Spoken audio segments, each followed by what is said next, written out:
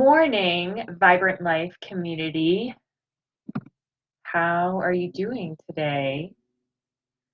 I'm Sarah, and I last night we had an amazing manifestation challenge group session. This was week 2, and something that came out of the session, a topic that came up was how to manage your energy, because some people were talking about when they negatively manifest things, and this has actually come up quite a bit in the past couple of weeks, where people are talking about how they're super sensitive and they manifest things very easily. If you are very sensitive and tend to experience high levels of emotion and would consider yourself empathic, then you are naturally going to be a master manifester. And being a master manifester doesn't mean you're always going to manifest the things you want. It's going to be really easy to also manifest the things that you don't want. And it's that concept of like when it rains, it pours, and you get into this flow, this momentum of manifestation and allowing. And sometimes it's stuff that you don't want, and sometimes it's hard to turn off that pouring, that momentum, and actually have momentum in the area that you do want. So hello, Brittany. Hello, Natalie. If you are watching live or watching the replay, please let me know. And like this post, comment something, put something in the comments so I know that you're like actually watching and not just scrolling through it. So this morning, I just wanted to address this issue in a little bit more detail than what I was able to do last night in the video session.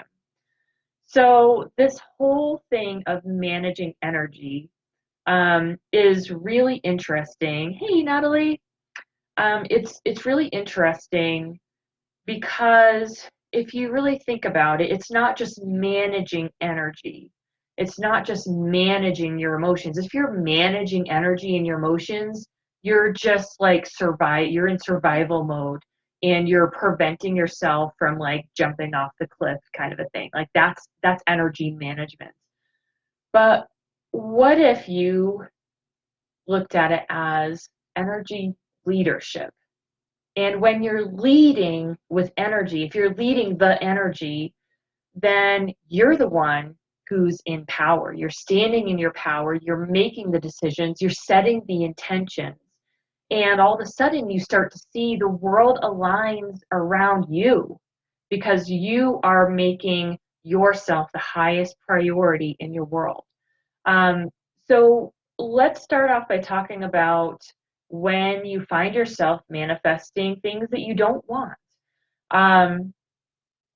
This happens when you are not a leader of your energy. This happens when you are in a space of emotionally reacting to the things around you.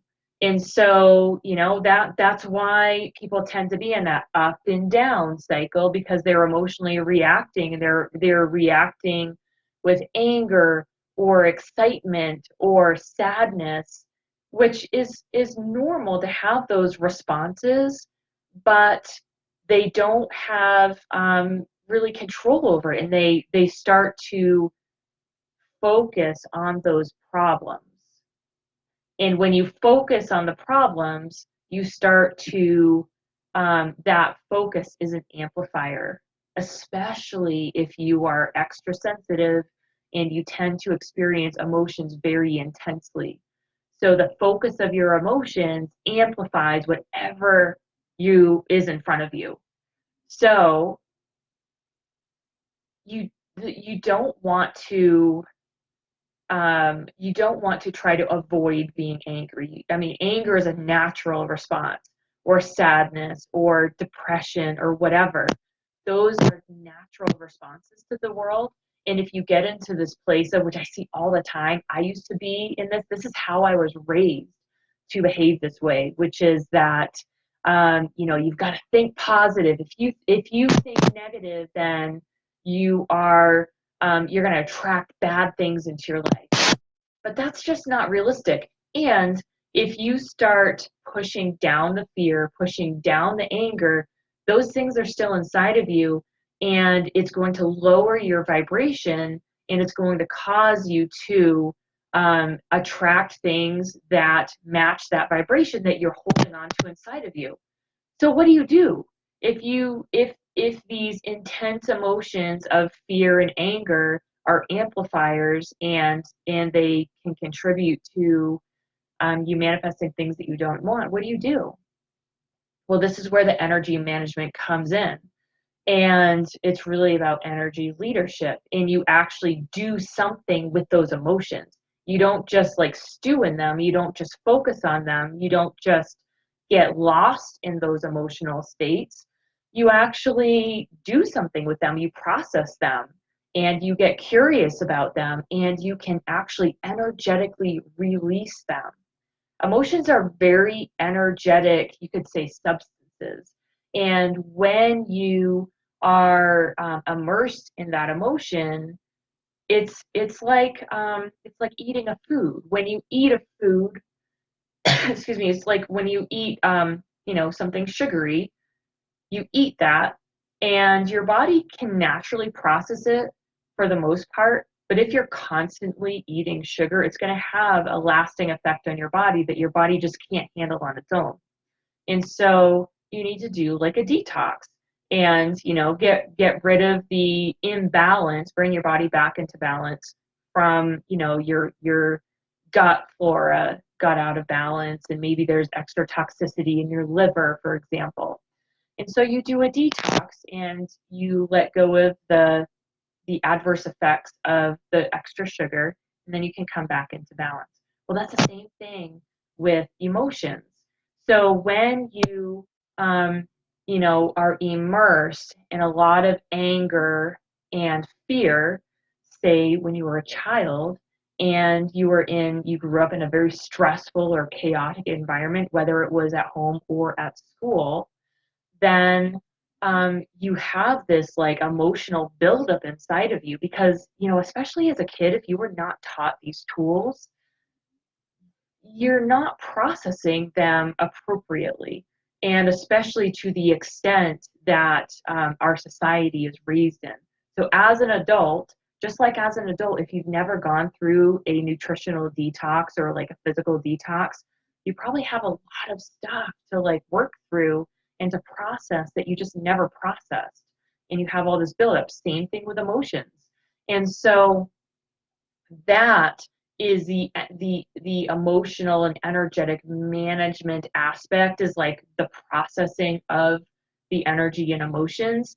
And then you can step into energetic leadership, and that is what prevents you from holding on to that energy and emotions in the first place. And that's what keeps your vibration high, so that you're naturally attracting higher vibrational experiences.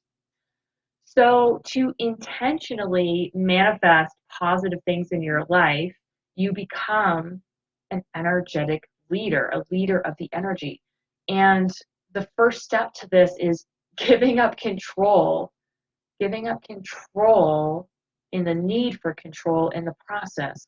So, what I'm talking about is not, it's not securing you from any what we would call negative experiences. They seem negative at the time, but it's really part of this grand design of our lives and of the world.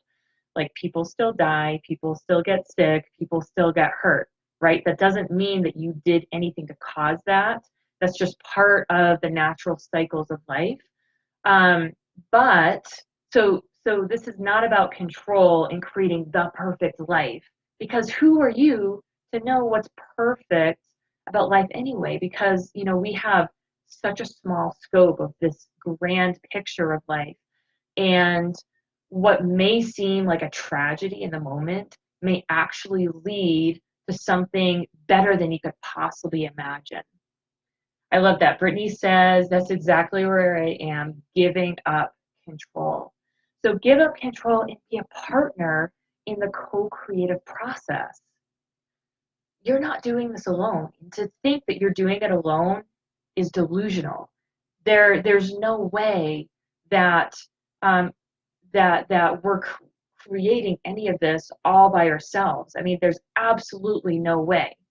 We are harnessing this power, this higher power that's available to all of us, and we're utilizing that to co-create, co-design, um, these amazing lives we get to live. So be a partner in that co-creative process. And something we talked about in the manifestation challenge last night was was acknowledging that higher power and writing thank you letters to the higher power and just getting in that mindset of being co-creators rather than these controllers. Um, so with these thank you notes, it's really basic and it's really simple, but it's just a little twist on a gratitude exercise that you're probably very well aware of and probably have practiced in the past, but it takes the control out of it and it takes the force and the effort out of it, and it really makes it about the co-creation. So it's a thank you note simply saying thank you for blank. Thank you for my amazing family. Thank you for the sunshine. Thank you for this fresh air, that I'm about to go out. I'm going to go hiking with some friends. Thank you for my friends. Thank you for sending me my soulmate friends. Thank you for sending me my soulmate clients. Thank you for sending me these amazing partners that I get to collaborate with on a consistent basis. Thank you for the technology to be able to do this. Thank you for bringing me into this world in this absolute perfect time that I get to have these freedoms and this power. Um, so notice how different saying thank you for is. Like when I was sharing that with you, man, it just feels so powerful to say thank you. Like thank you to my co-creative partner, my higher power, who is, we are equals in this process of creation. Nothing in the world other than what is, absolutely part of the earth, nothing in the world would be possible without the hands of man, or woman. These I just recently read an article about a woman who created she's the inventor of GPS. Um, so I always want to geez, we're just so conditioned to assume that men are anyway. That's besides the point. Um, but yes, men and women are like the catalyst to so many things in this modern world, but then our higher power is equally a catalyst to them as well. Um, so the next step is being intentional in all situations.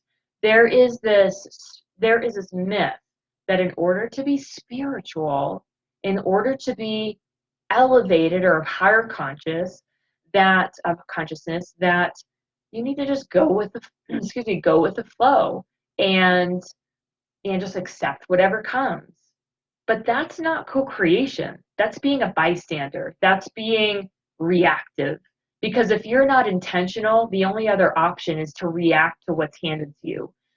When you're not intentional, you're just going by the whims of everybody else in your life. And if that's what you want, that's fine. But if you want a higher level experience, then be intentional. And you can start to be intentional about everything. Like, what is your intention for your breakfast? What is your intention for your work, your career? What's your intention for your workout? When you get clear on those things, you start to set boundaries and you start to make decisions that lead to the results that you want. Um, and it helps you to manifest what you actually want. If you don't set an intention for your meals and say, like, my intention for my meals is that they taste good, they nourish my body, and they a lot of times the intention is that it's fun because I'm often eating with my kids and that my kids like it too. if I don't set those intentions from the beginning, then all of a sudden, I'm creating something that, is just hit or miss. It may or may not give me what I ultimately want. And oftentimes it's going to be emotionally driven. And when your food is emotionally driven, it's not necessarily going to be supportive for the body. It's going to be more supportive for the emotions. Um, so let's see. And I'm kind of looking at my notes and I'm seeing people are commenting. So I'll look at the comments in just a minute. So be intentional in all situations. That's going to put you in the leadership position. Next, be a channel of energy. Be a channel of energy. There is this amazing power available to you. You have your own amazing power, but there's also this amazing higher power that you can harness, tap into, and channel. And so you can be a channeler of energy, not a giver of energy. If you're a giver of energy, then you are going to drain yourself, and that drain lowers your vibration. And when you're channeling this energy, it actually energizes yourself as you're giving. So it ultimately raises your vibration, helping you to attract higher vibrational situations. And the last thing I want to share with you is to do energetic adjustments every day to keep your energy clear and flowing. And in these energetic adjustments, you're going to be releasing the blocks to your productivity, so that you naturally feel more motivated and inspired and you get more done in less time. It releases the blocks to happiness, like it helps you to be that leader of your emotions, and it releases blocks to your fulfillment. It helps prevent self-sabotage from happening so that you can stay in this beautiful, fulfilled space. And when you do these energetic adjustments every day, it naturally amplifies your manifestation abilities. So I hope that all of this was helpful for you. Just to recap what we talked about what happens when people are negatively manifesting things that you don't want. We talked about how to intentionally manifest things that you do want, and the steps to get those things and avoid the negative manifestation. And the biggest thing being, this is not about control. And don't blame yourself if something happens that you feel like is a bad thing, because you never know, it might actually turn into a good thing. So take off those labels and just look at things for what they are and redirect if you want something different. So awesome. Well, thank you all for joining me this morning. I was really inspired to share this because it was such a powerful session last night in our Manifestation Challenge group, and this definitely came up. It has been coming up in the past couple of weeks. So let me know in the comments, what is your biggest takeaway from what I've talked about this morning?